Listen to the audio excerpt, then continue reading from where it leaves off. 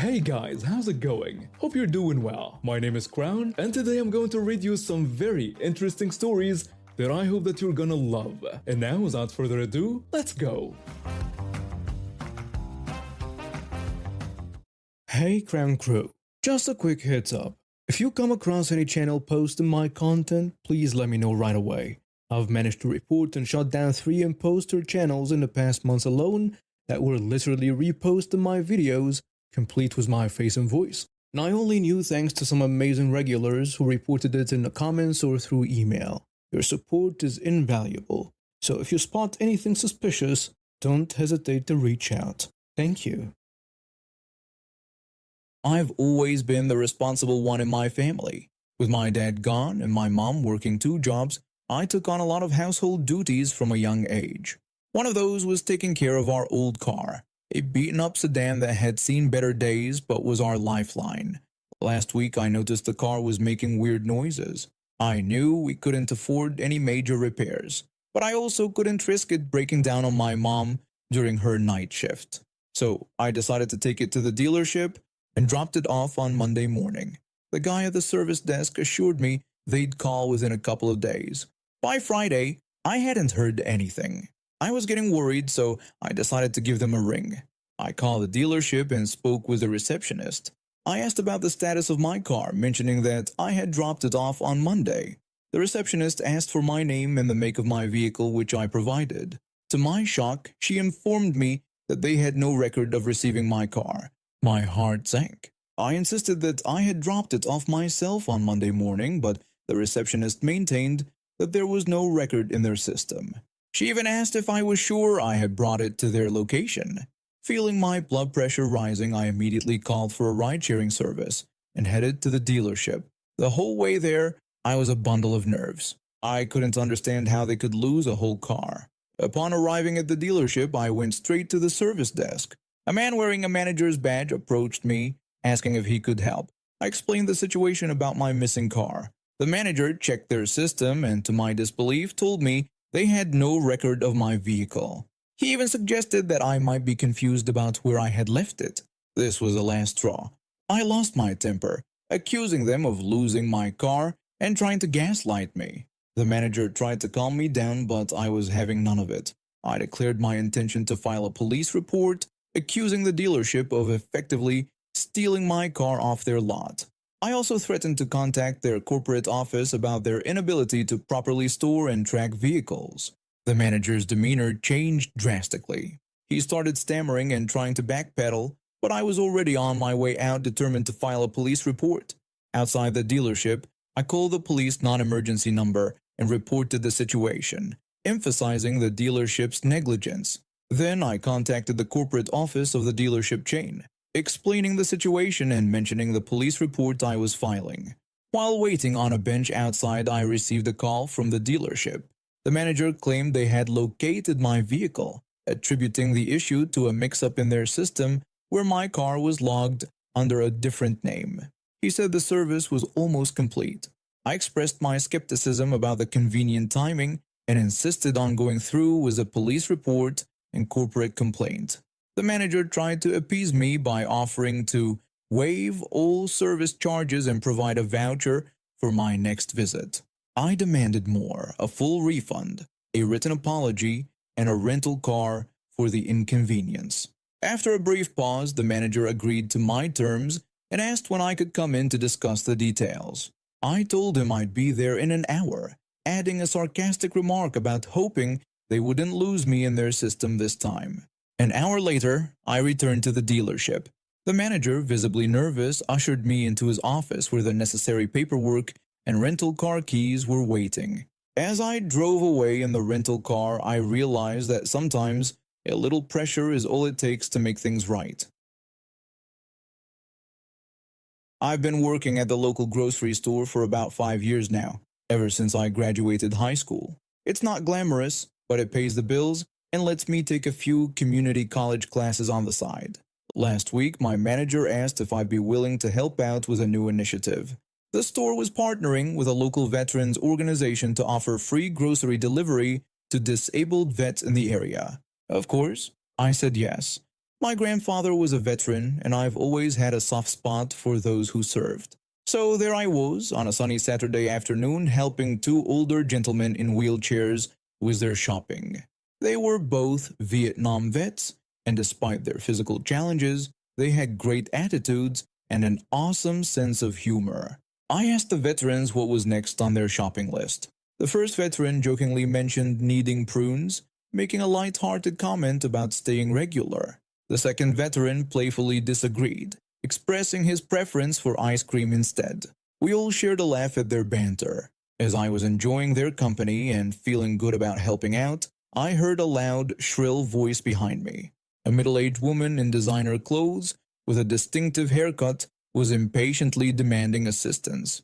She complained about waiting for 10 minutes and tapped her foot in annoyance. I apologized to the woman and explained that I was currently assisting other customers. I asked if there was something specific she needed help with. She tersely replied that she needed someone to reach the organic, gluten-free, non-GMO quinoa on the top shelf. She also criticized the store for not having step stools available for customers. I assured her that I'd be happy to help her as soon as I finished with my current customers, estimating it would take only a few minutes. The woman became indignant, questioning if I knew who she was. She boasted about being a platinum member of the store's loyalty program and claimed to spend thousands of dollars there every month. Trying to remain calm and professional, I apologized for the inconvenience but explained that I was assisting disabled veterans as part of a special program. I reiterated that I'd help her as soon as I could. The woman dismissed the importance of the veterans' needs, stating that their service was their choice. She complained about having a tennis match soon and needing to prepare her kale smoothie. At this point, the two veterans looked uncomfortable, and other customers started to notice the commotion.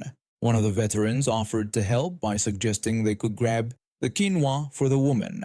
However, she rudely refused, insisting that it was the staff's job to assist her. Suddenly, the situation escalated as the woman shoved me hard. I stumbled backward, nearly knocking over one of the veterans' wheelchairs. I protested against her physical aggression, but she claimed she could do whatever she wanted as a paying customer. Just as I was about to call for security, a tall man in casual clothes approached us. He had been browsing nearby and had witnessed the entire scene.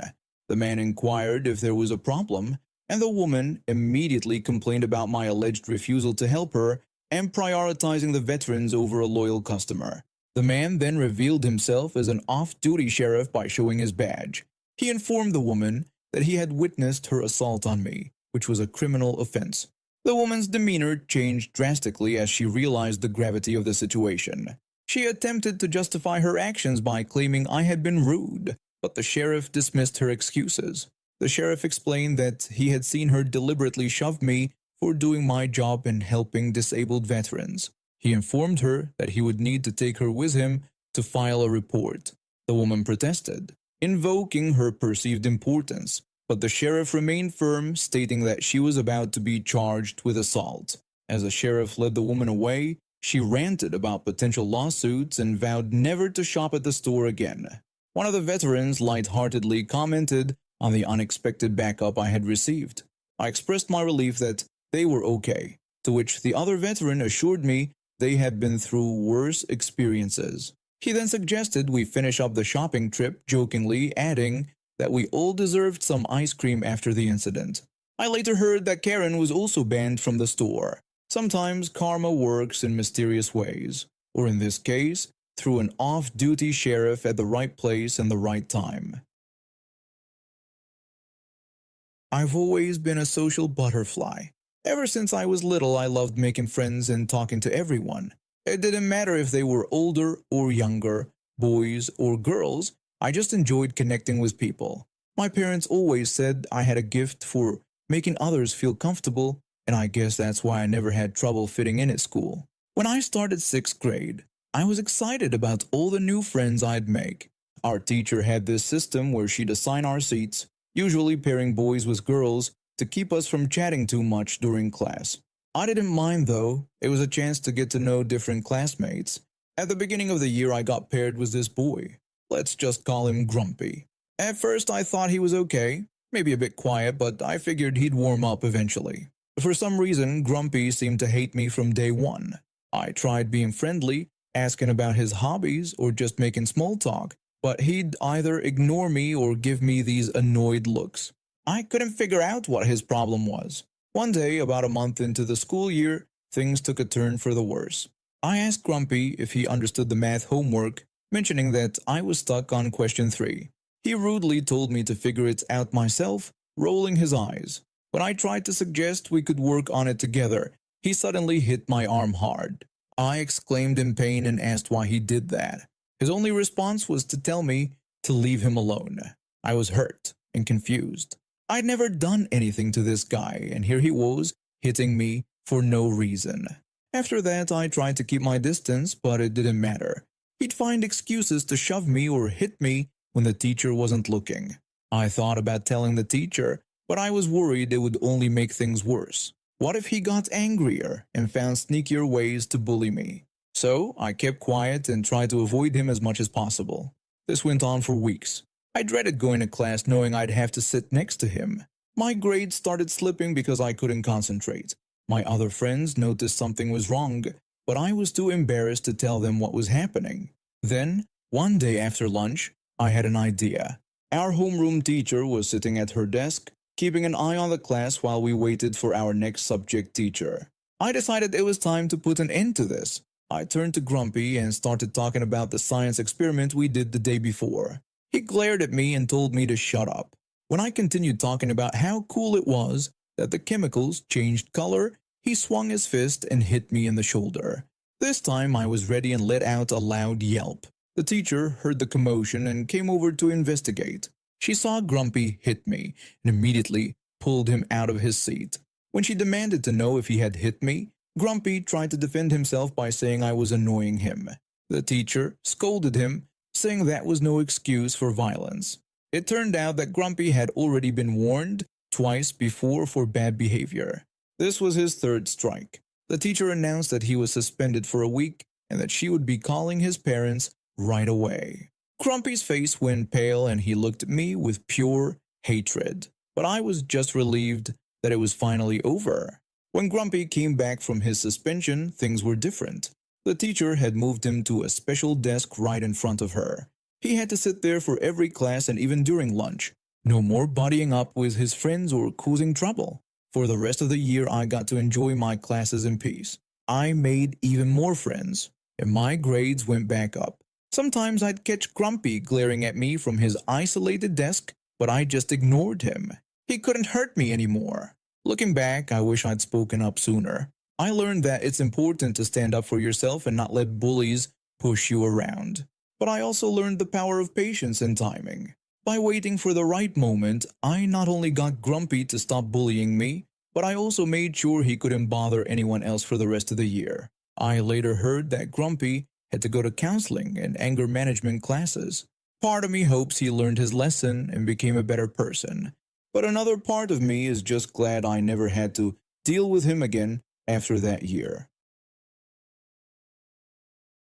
I'm a 17-year-old high school student, and until last weekend I'd never been in a car accident. My parents got me my first car when I turned 16.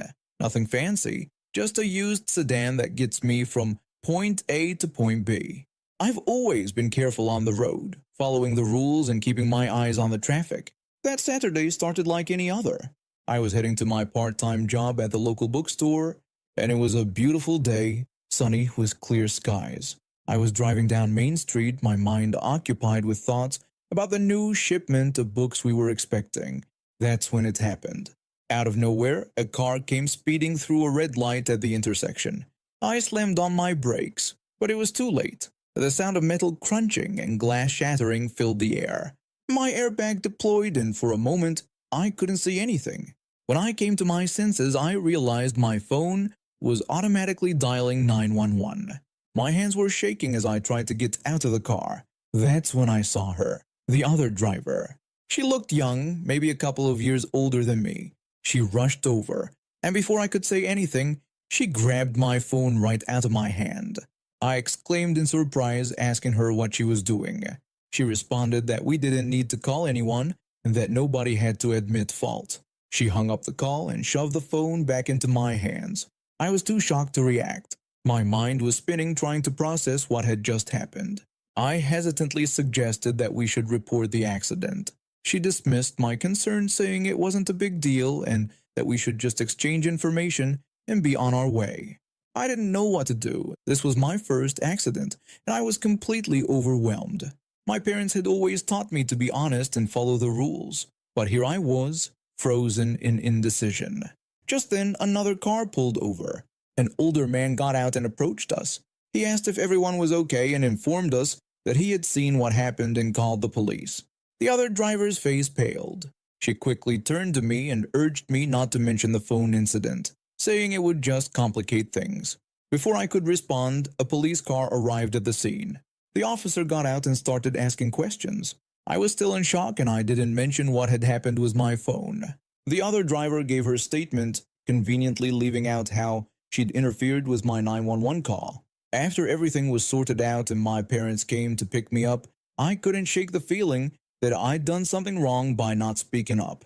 That night, I finally told my mom what had really happened. My mom asked why I hadn't said something earlier. I explained that I was scared and confused, having never been in a situation like that before. She expressed understanding but emphasized that what the other driver did was wrong and that we needed to report it.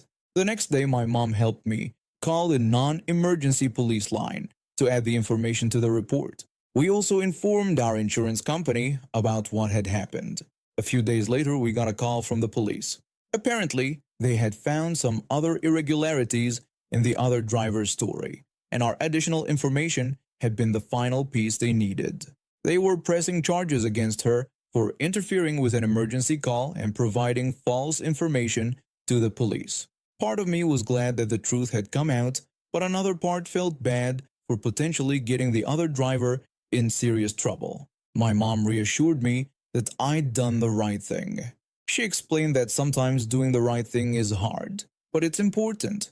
As the legal process unfolded, I learned that the other driver had a history of reckless driving and had been trying to avoid another mark on her record. Her attempt to cover up the accident ended up landing her in much more trouble than if she'd just been honest from the start. This whole experience taught me a lot. I realized how important it is to stay calm in stressful situations and to always tell the truth, even when it's scary. I also learned that it's okay to speak up when something doesn't feel right. Now, whenever I get behind the wheel, I'm even more cautious than before. I know that accidents can happen in the blink of an eye and it's crucial to be prepared. I keep my phone charged and easily accessible, and I've made sure I know exactly what to do if I ever find myself in a similar situation again. I hope that by sharing my story, others might learn from my experience. Don't let anyone pressure you into doing something that doesn't feel right, especially in an emergency situation. Your safety and the truth are always more important than trying to avoid trouble. And now we have reached the end of today's stories. Thank you for watching, and see you next time.